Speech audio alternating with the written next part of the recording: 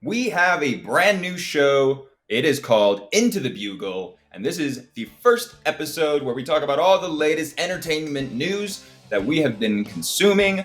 We go from the new Kraven trailer to talking about what movies and shows that are freshly out that we are watching, and which video games we are playing. Let us go into the Bugle.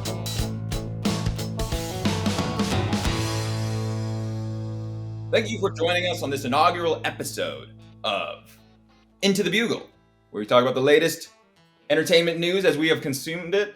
The Kraven trailer. Marvel and Sony releasing this trailer about Kraven the Hunter, who is one of Spider-Man's nemesis. And he, in the comics and in most interpretations of the character, he is a big game hunter, a Russian big game hunter who prerogative is to, he has a, when we're introduced to him in the early comics, he has a wall of all the animals' heads that he's killed, and his last big game that he wants to get is Spider-Man, and it's the true hunt of taking down the Spider-Man, and that is who he is. This trailer completely strips away everything that made Kraven an interesting villain. And this movie portrays him as a my dad was mean to me and now I'm gonna hunt. Because in Hollywood's crazy mind, hunting people is less offensive than hunting animals. Somehow that is this trailer. The actual Kraven, Russell Crowe, does seem like Kraven. That's the kind of a retired fat Kraven. There's much more Russell Crowe in this trailer, but no, he's the bad dad, and he doesn't care about anybody, and he just cares about hunting. It's literally Kraven from the comics, and Aaron Taylor, Michael Bayjoy, whatever his name is just talking like he's from the Bronx. He's just like, oh yeah, I'm the Kraven. I'm gonna go down to the pizza shop and mamma mia, I'm gonna do something. Like his American accent that he's doing is just so not Kraven. I hate this trailer. It represents everything that I despise about these Sony movies that have just been bastardizations of great characters. I have nothing good to say about this. How did you feel, man? Fuck this trailer. Fuck Sony, dude. Are you kidding me? They have learned nothing. The only thing they have learned is that, oh, hey, let's make, instead of a PG-13 movie, let's make it an R-rated movie, which is like the one big thing that actually would have made Venom a better movie. Venom would have been way better if it was just rated R, where we are actually seeing him eat people and we're actually seeing him tear people to shreds. That was the big element that was missing from that movie, and it's just like Sony just doesn't get it. And then they made Venom 2, which was so bad. And then they made Morbius, the fantastic Morbin time, the box office sensation that was that. And then and then here we are again, and they still haven't learned how to just make a villain movie. You want to make a villain movie? Make them bad, and then just make it as like, oh, we're just going to watch, because that would be something different and fun. If we're watching a movie from a bad guy's perspective, and we're like, not necessarily rooting for them, but they're the focal point of the movie, and it's like, maybe they're killing another bad guy, so you don't feel bad about it, but still that like, this is not a good person. And they kind of try to do that, but with literally removing every single ounce of Kraven's foundation. They're just like, he's essentially a fucking conservationist. Mm-hmm. And it's so infuriating because again, just like with Venom and Morbius and Kraven, reading these characters growing up and then watching them finally hit the screen. If you told me at a young age, I'd be like, dude, guess what? When you grow up, there's going to be a Venom movie. There's going to be a Morbius movie. There's going to be a Kraven movie. I would have been like, that sounds like the dopest shit ever. Fast forward to real time, and it's absolutely terrible. There looks like there will be some cool violent scenes and just gore in this movie. So that's like, but it's so impossible to remove the context of who the character is supposed to be and look and sound. It's just, oh God, it's so upsetting. Not what I was expecting. Not at all. I did not. I thought I had seen the preview of this before, but it must have just been a quick clip. And watching this Red Band trailer that just came out a couple days ago now, I am extremely surprised by what they're doing. You know, and it's me having more faith in Sony after the Spider-Man movie. I thought, because that was their last one. Morbius was before, the newest Spider-Man one, that they would, because the new Spider-Man one was good. That was, Sony had its fingers in that one, and it felt like they figured out, of course it's in association with Marvel. I imagine that they were pulling a lot more of the strings than Sony was, but I went into this thinking it was going to be more along those kind of lines, but this is more along the Venom and Morbius, lines of trying to make a cool villain movie, but then, almost holding yourself back because you don't want to glamorize a villain. I can see that they're constantly trying to ride that line of like, okay, we can't make them too cool, or we have to make them, I don't even know if it's so bad, that to understand this is not something that the kids should be aspiring to be. I guess I'm trying to give them a benefit of doubt of why they can't get this formula right, because Joker movie really got it right on how to portray a villain, because you were just trying to, I guess not humanize, but you're trying to put any of us, if we were in this similar position, oh yeah, I could see me becoming a villain that way, as I was in that Joker lifestyle, being made fun of and society always being down on me, I could see that happening. But it's like, so many of these, lion's blood gets into my bloodstream while I'm fighting a lion, so I become a superhero. It's just like, Jesus, you're really, really stretching it now. And it did not seem as fun or interesting as what I was expecting out of it. It was a totally different tone, totally different movie or anything than I expected them to do with Kraven. It's like, yeah, we wanted it to be the man is the greatest hunt. I can't remember what the line is. Man is the... it's on the cover of that Spider-Man issue with Kraven. It's... help me out here, guys. Man, the greatest game, or the greatest something like that. Like, yeah, something along the lines of like, man is the ultimate game, or something. Yeah, yeah. Exactly. And I thought that was what the movie was going to really portray, is the hunting of. I didn't knew it wasn't going to be Spider-Man, but maybe something on that level. But yeah, totally different tone, totally different than what I was expecting. And I think I even heard Morbius's voice in there. Actually, I think I heard what is it, Gyllenhaal or no, Jared Leto. Like, I thought I heard Leto in that a little bit. So they might have been trying to, like, there was a voiceover of something about, it might have been the Rhino part or something, where I think they might be trying to connect a lot of these. I wouldn't be surprised if he made an appearance in this, or maybe even Venom. Like, they're trying to make this kind of Sony verse kind of thing. But I am not as excited about that movie as I was 15 minutes ago. But yeah, yeah, it's so bad.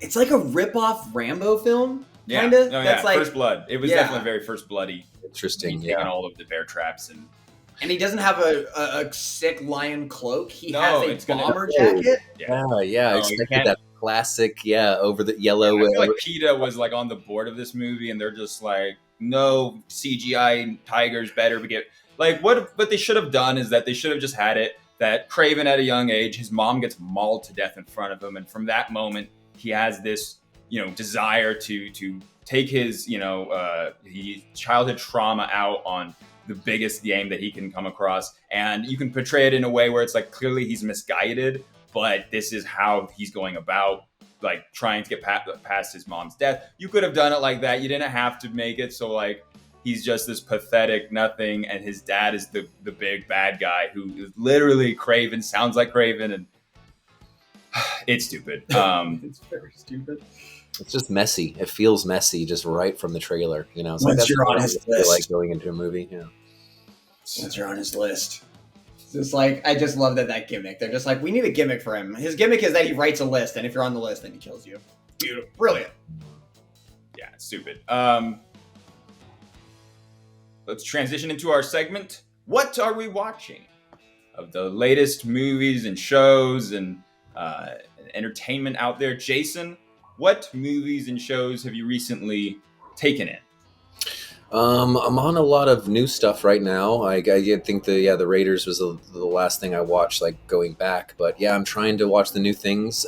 Secret Invasion came out earlier in this week, which I forget that Disney Plus does it week by week. I almost thought this whole thing was going to come out at once, and don't know how many episodes. I haven't done as much research on this show that I've done with other ones, but there's eight I'm in this pretty one. sure there's 8. Is it that any? I think there's less than that. I want to say there's like 6. This episode was almost an hour long, so I mean that'd be impressive if it says like an 8-hour kind of event or whatnot. But as far as the storyline, what was that, Rem?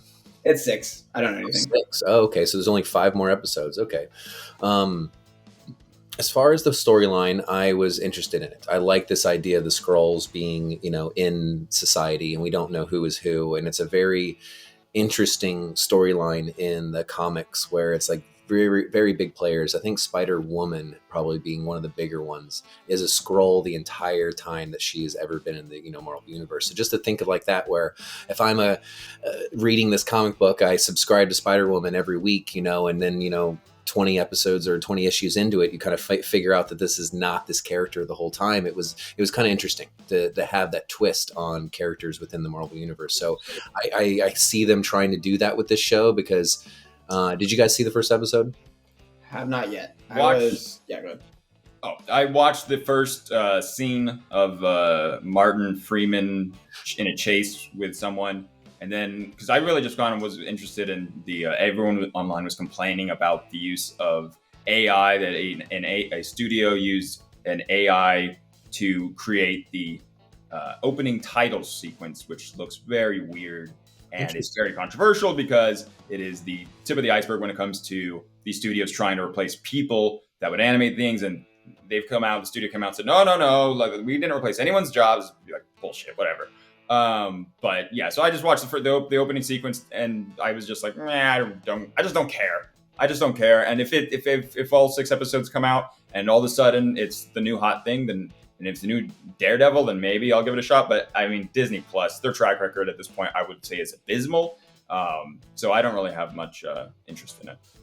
Well, I'll try not to be spoiler heavy then with... the spoilers you were mentioning earlier are the comics, not the show, correct? Yes, exactly. Yeah, because, I mean, Spider-Woman hasn't even been introduced into the MCU yet, so... Yeah, I don't. Is it when you say Spider-Woman being a Skrull the whole time, are we talking black suit Spider-Woman or are we talking red suit Spider-Woman? Because black suit Spider-Woman is in Secret Wars. Yeah, because that's something different. Secret Wars was us battling like multiverse kind of thing, where it was Secret Invasion. It was just an alien. It was an alien planet with a fight against Doctor Doom. But they're all from the same universe, though. But the same. What years are you referring to? These comics, are you talking 90s? This is older. Yeah, no, this is much older. Yeah, so I want to say this is 80s, maybe even 70s time in in the Marvel universe. And so at that point, it had to be, black suit Spider-Woman was the first one because red suit's much more apparent. So, and then this is something that I read cliff notes on. I have not actually read the comics to it. So, maybe we'll have the details up on top or the picture of that Spider-Woman or something afterwards. But it's like I had a very limited knowledge of what this was, but I was enough to get me excited about what this was going to be. So, It's not bad. Like, I am not walking away from the first episode being like, oh, I'm not going to watch the rest of this. I'm definitely going to watch the rest of it. It had enough of intrigue where it feels kind of like a Captain America Civil War kind of beginning, where it's going to be some espionage and a little bit more of the shield. Well, now they're transitioning into Saber, I guess is now what they're called. And so what happened to Sword? Thor. Sword, like in WandaVision, it was Sword they were introducing. Mm-hmm. So have they just been not around for the last few shows? Yeah, you're right. Sword definitely. I think Sword has transitioned into Saber because Saber is like this rebranding. Yeah, exactly. Turn into dildo. Well, Sword and Shield, I know that was like it, and then maybe Saber's the one after that. But this is like some space station essentially. Like I guess we saw a little bit of it in the Marvel's trailer, and then even like the last time that we saw. Nick Fury, he's like on that ship or getting out of some chair or something like that. I think it was the end of one of the movies. But honestly, I think the big angle with this show is Nick Fury dealing with the blip and what that did to him, because he got blipped out and then came back, and he's like mentally scarred by this, and he's upset the fact that anything he does can just get wiped away by like a snap by Thanos. So no matter how prepared I am, how many bad guys I defeat and everything like that, Thanos can just still come along and snap me out of existence. And I think that's just fucking with him, like so bad where it's like, well, what am I even doing anymore? You know, kind of thing. So I kind of like what they might go with that with him. But the big complaints about the show going into it is that Samuel L. didn't bring it all to the table for his acting and like his enthusiasm for this character. But within the first episode, you're getting that feeling of that's what he is, his character. He's not enthusiastic anymore about his job. So either he's playing that role very well, or they're catering this character's kind of like arc to like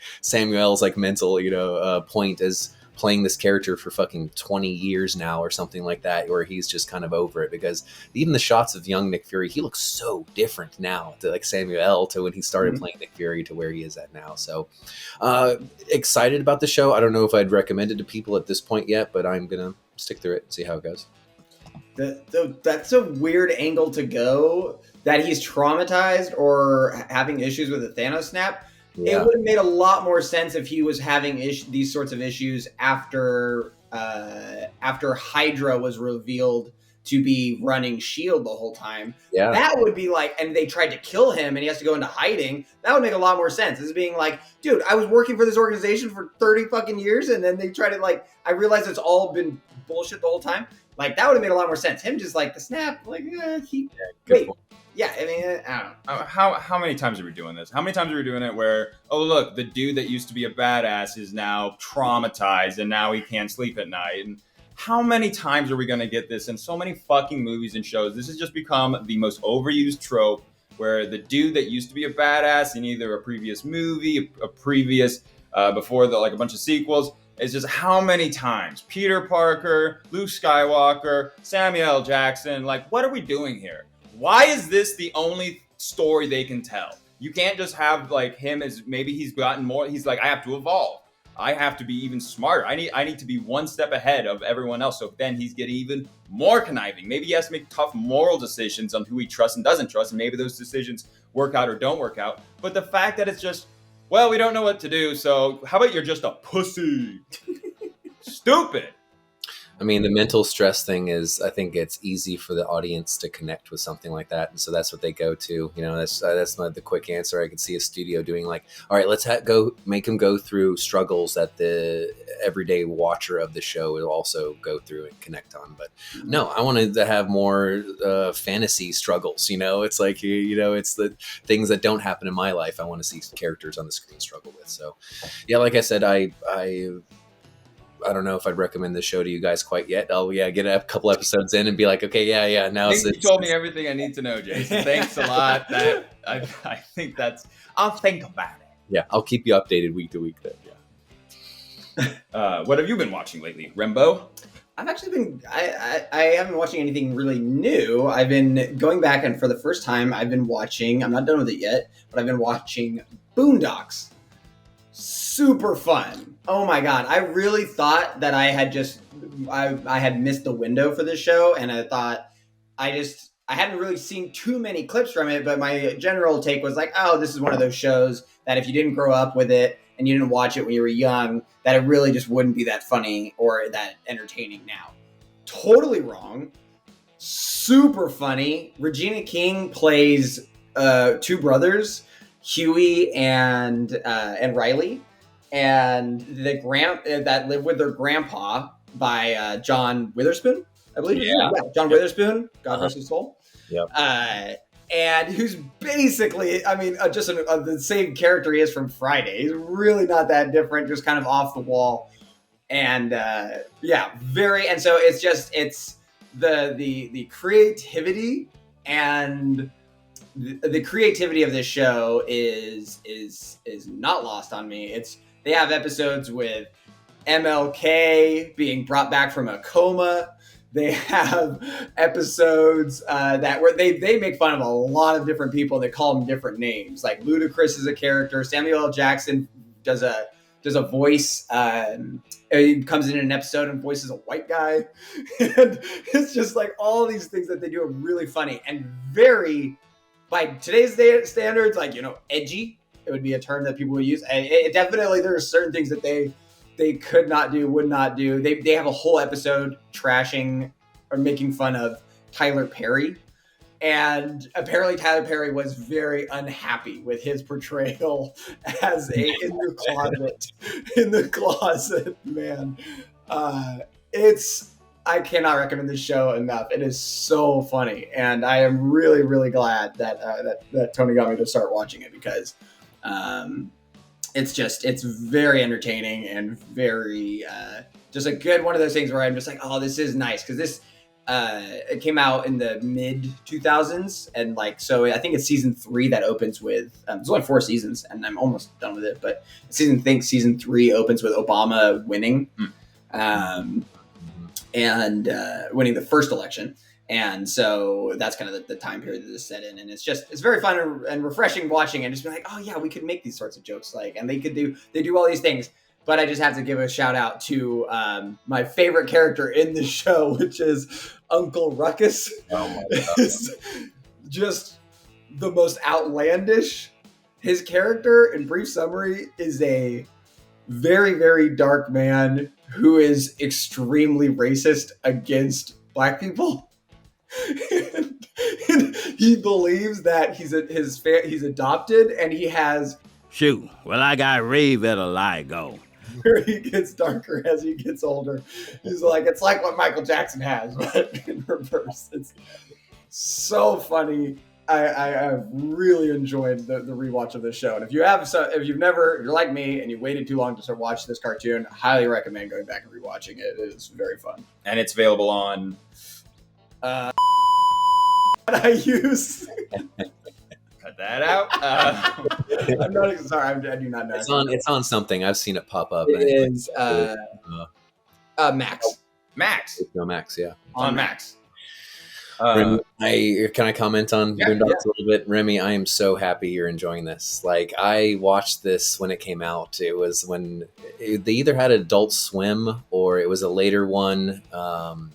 A Cartoon Network late night, I want to say what had this. I can't remember what it was on, but it was late night viewing. But I had so much fun watching the show, and it was about the same time the Chappelle Show was out. So it was, that style of comedy where it's really pushing the line on, what you could say and do, versus, racial and cultural things. It was hilarious. And the best part about it was very topical, whatever was really happening in the news. And I was living in Atlanta this time, so it's it was just fun to be on the pulse of what society was going on in the show, making fun of it and taking the very racial tones, but making it just so completely funny. But episode to episode, just great little small stories. And then essentially Japanese anime, the fight scenes and stuff like that. They with Riley Huey. I think it's Riley is him fighting in the park and things like that. So, and I'm heavily into anime at this time. So it was just right up my alley where it's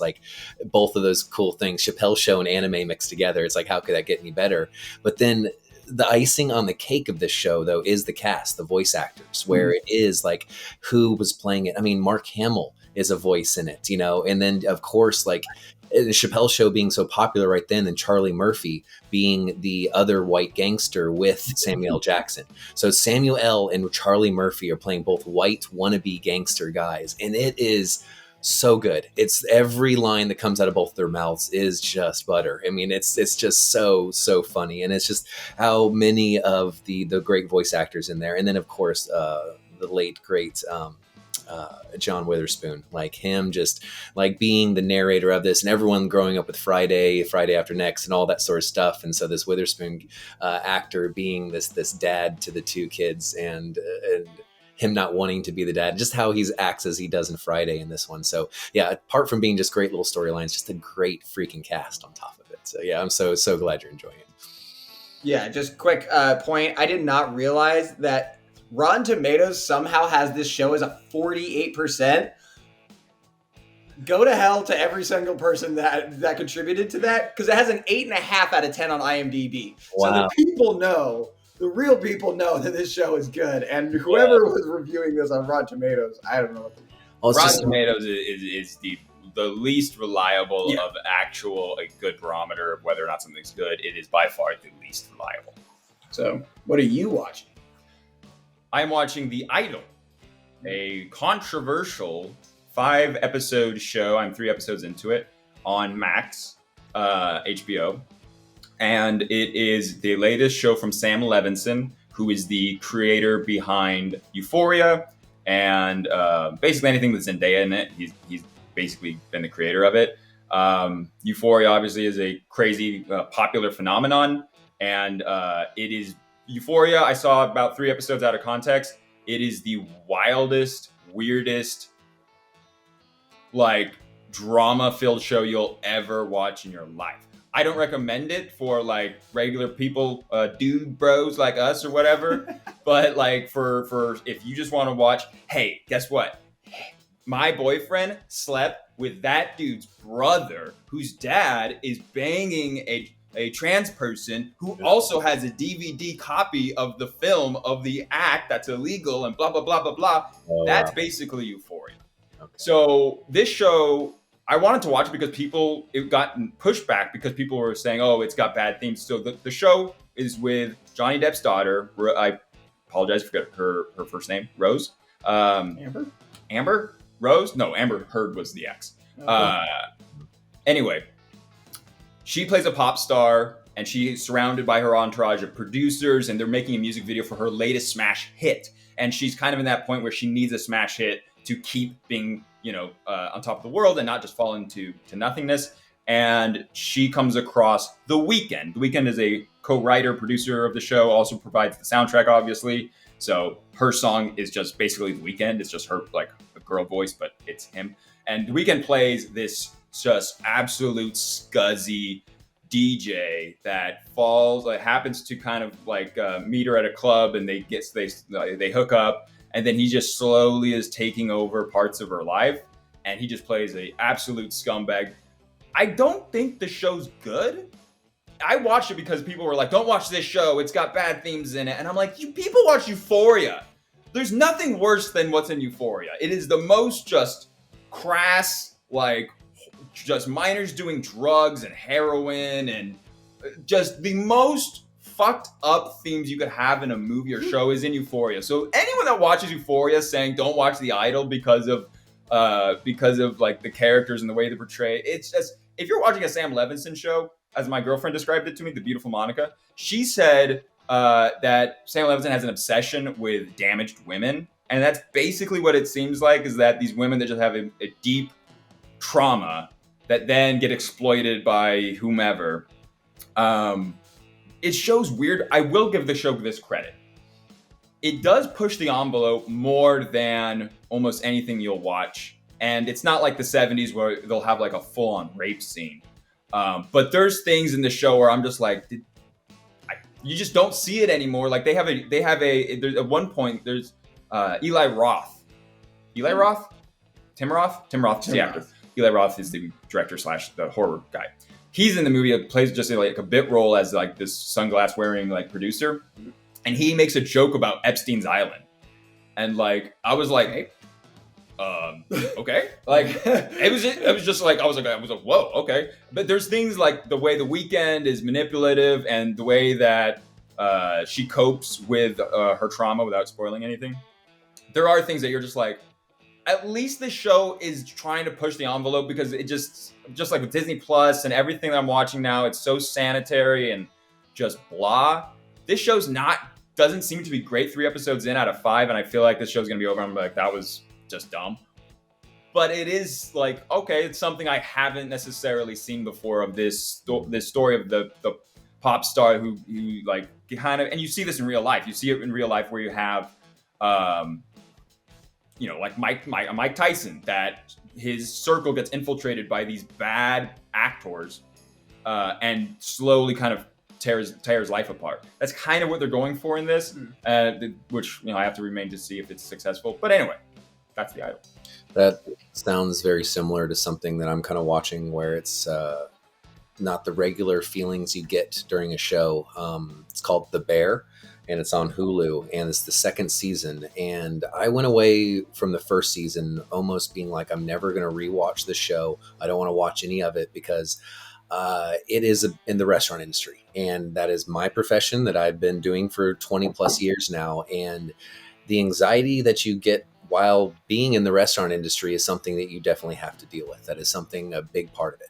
That's not something that I want to deal with when I'm outside of the industry, sitting on my couch, is having that same anxiety feeling while I'm watching the show. And it pumps it into you even harder the second season, where I think they heard that from the critics and everything. There's the anxiety inducing first season, and they're like, all right, we're running with that. And so it's this very intense, very like quick cuts, lots of people talking over each other, lots of restaurant situations. So it is this very strange feelings that you're getting from a show that you normally don't get from, some of the other ones that we're kind of watching, what we normally talk about. So I think that's almost good for us sometimes, to explore some of these other feelings while we're sitting on the couch. But yeah, I don't know if I can recommend The Bear right now, because it's pretty anxiety inducing. But if you love restaurant industry stuff and the highs and lows of because this season's more about them starting their restaurant, a new one, where the first one was just trying to get the one that they were working at surviving, like their head above water sort of stuff. So this is them now gutting the place, restarting, and like I think they give themselves 3 months to go from nothing to a packed restaurant every single night. So it's kind of fun that what this season will do as far as showing just a normal audience what it would take to get a restaurant off the ground like that. But yeah, anxiety, sweaty palms, edge of my couch while I'm watching it. Love it. What are we playing? Remington, what video game of latest origin have you been consuming? Just finished playing Knights of the Old Republic for the 4th time. Oh, wow, cool.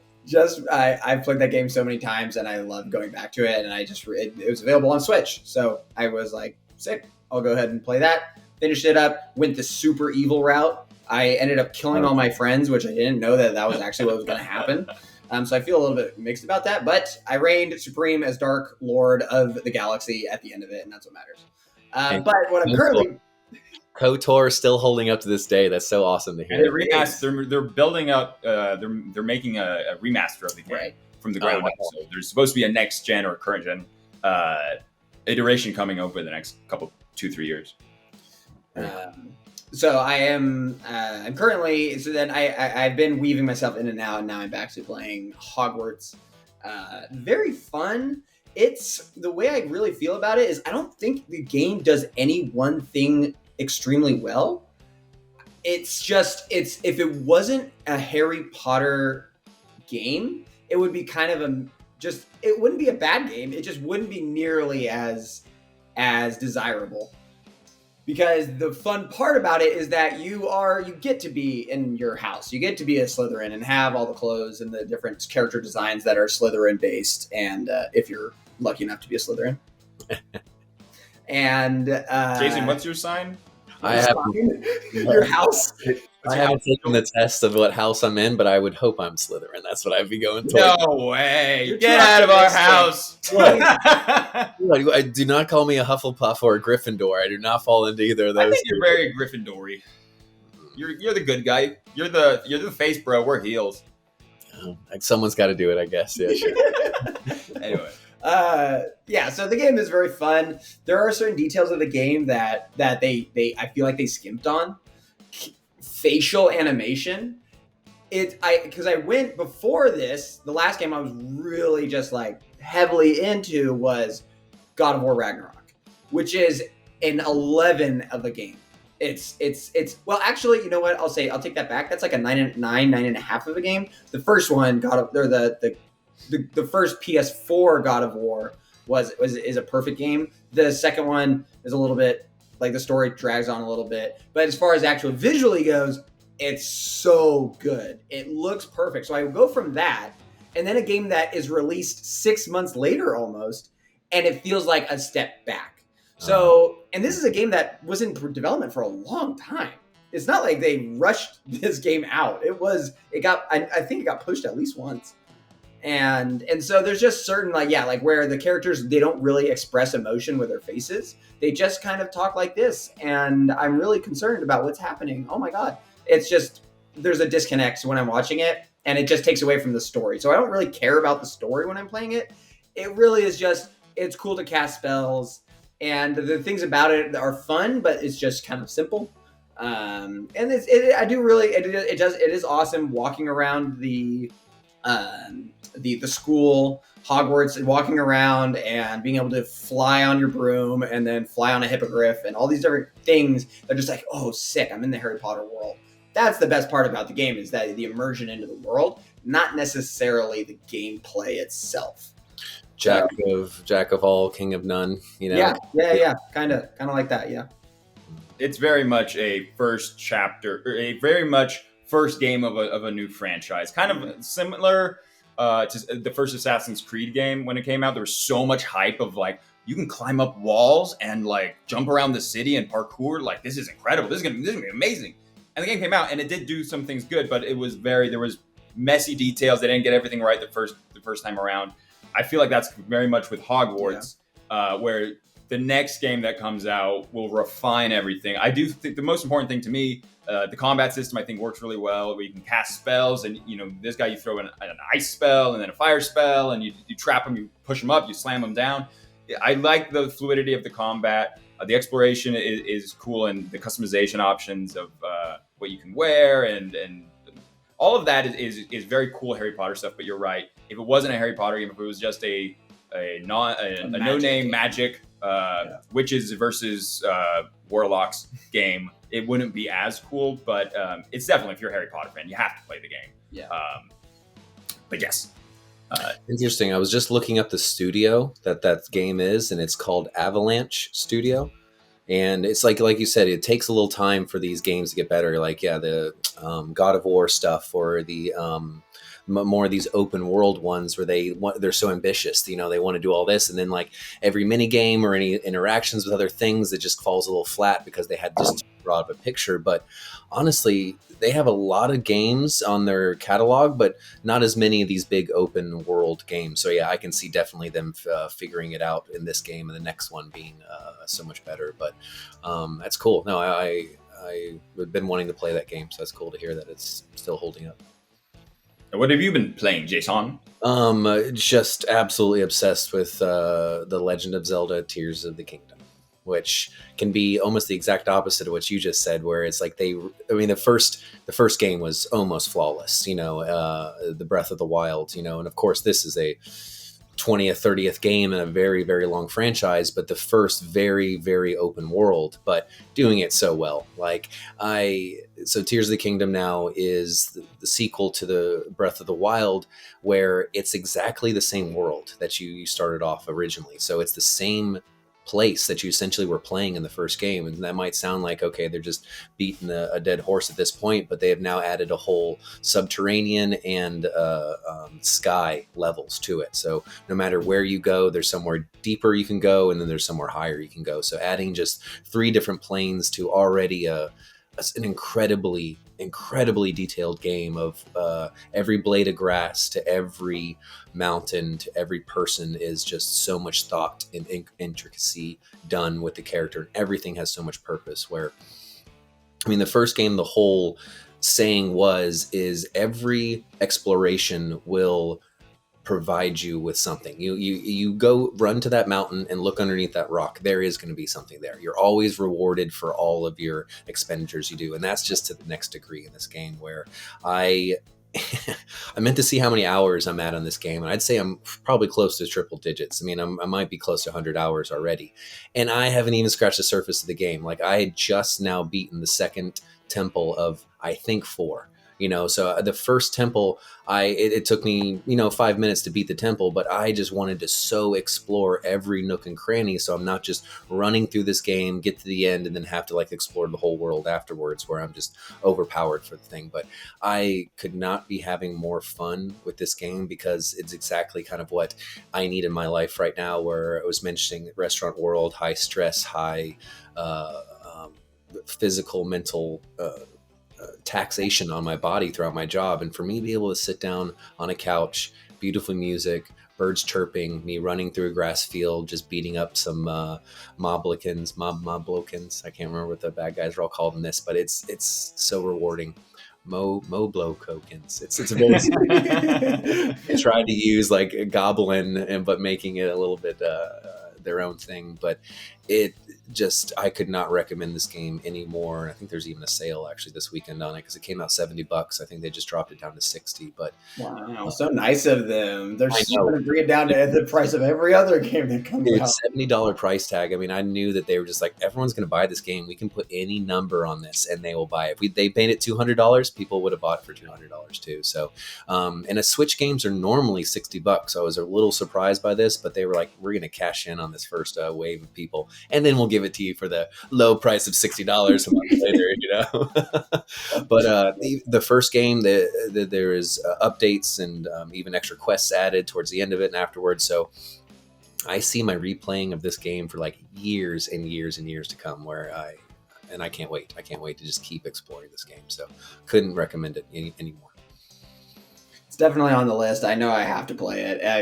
I just kind of took my KOTOR is a very long game, so I knew it was going to take me some time on that. And then now it's like, now I'm kind of just, I can really only dedicate time to one game at a time. It's really hard to try and go back and forth between video games. So I'm going to really kind of stick to Hogwarts for a little bit.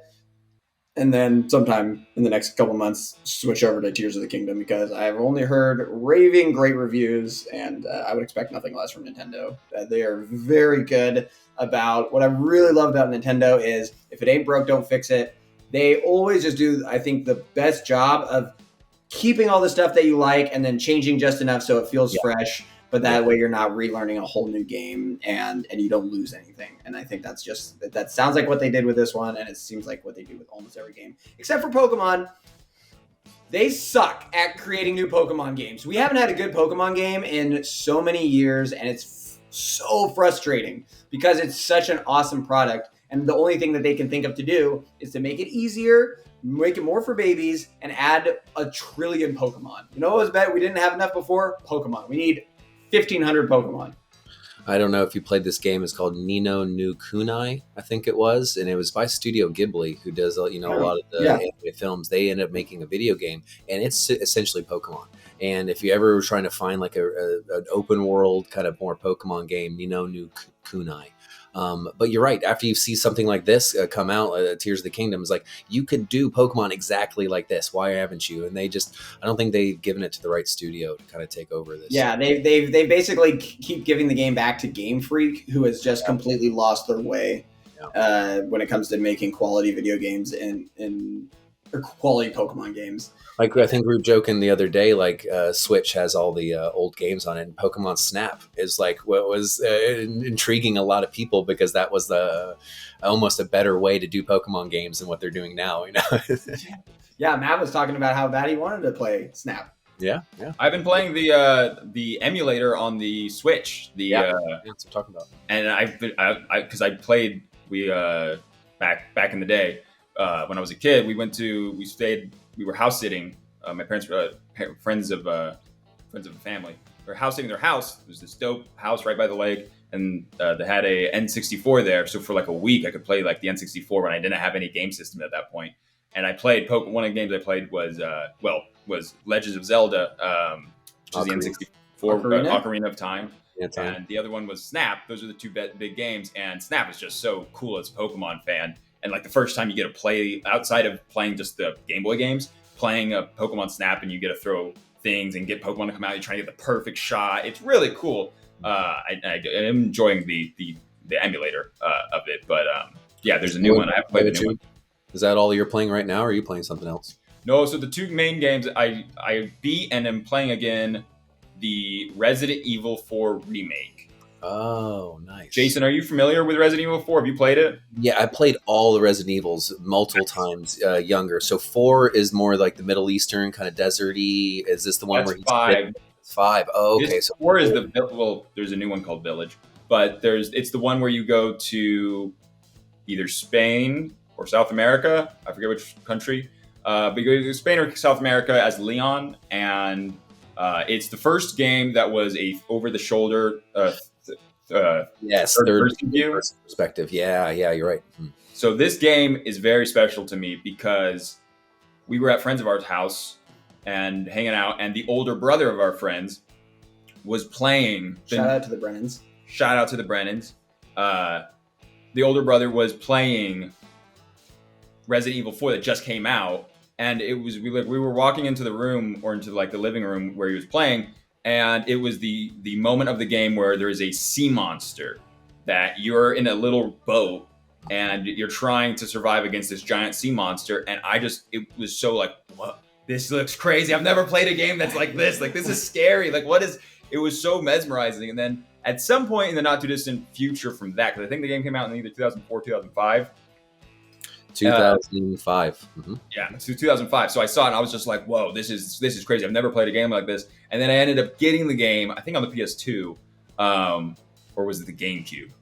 Either way, I bought a 12-pack of Shasta root beer and Nutty Buddies, and I binged the hell out of that game over a weekend, and that was amazing experience because I had never played a Resident Evil game before this, and the old ones, it's like this fixed camera in the corner room, and you're trying to navigate through, and then the angle completely changes. Yeah. It's very jarring to try to go back and play an old Resident Evil game. I've played the one that got put on the PlayStation Network you could download of the original game.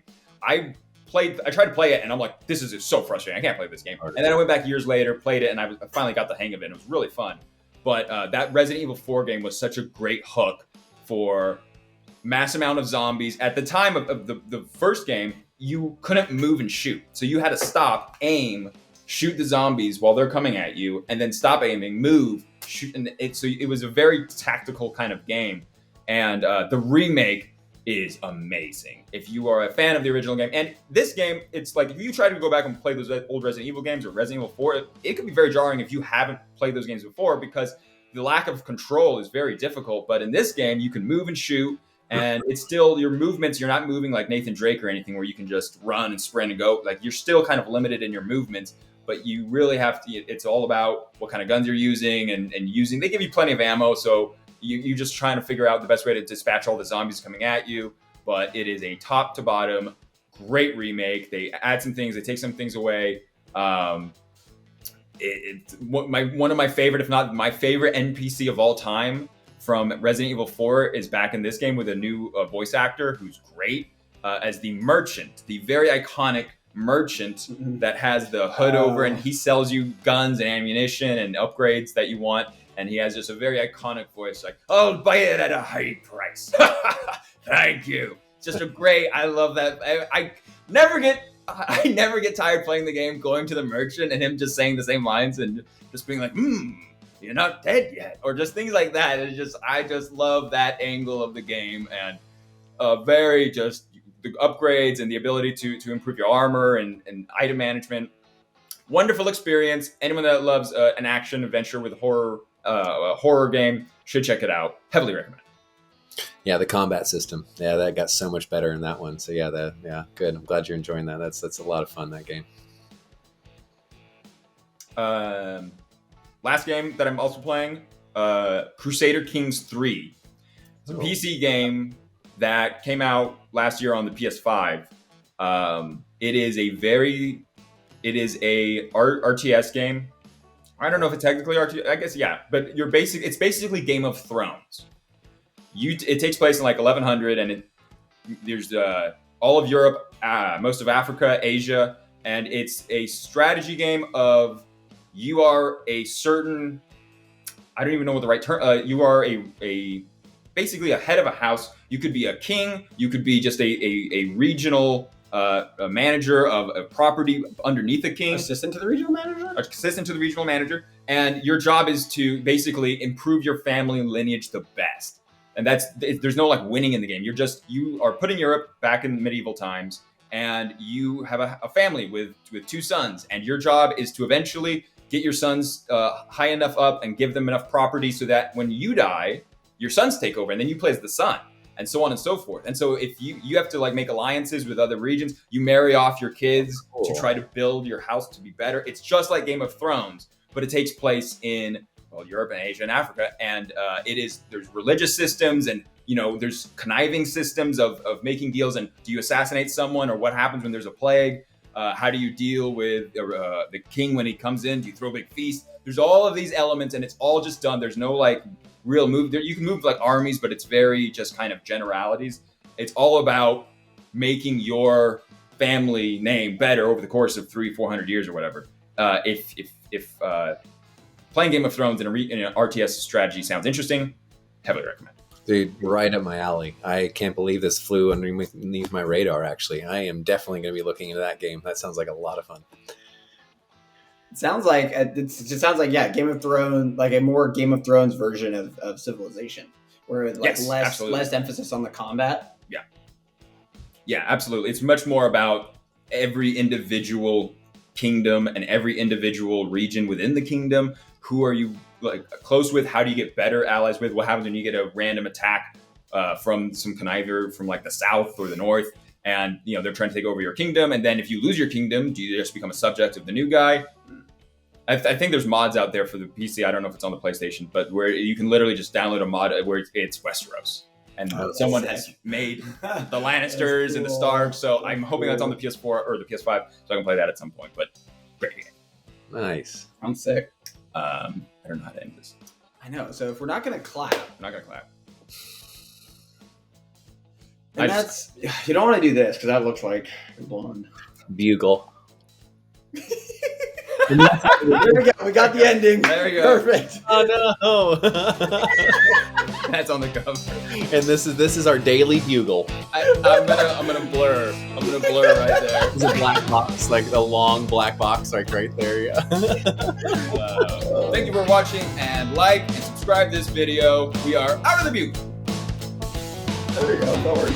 Into the Bugle. We go in, we go out. Into the Bugle, beyond the Bugle, Across the Bugle. Yeah.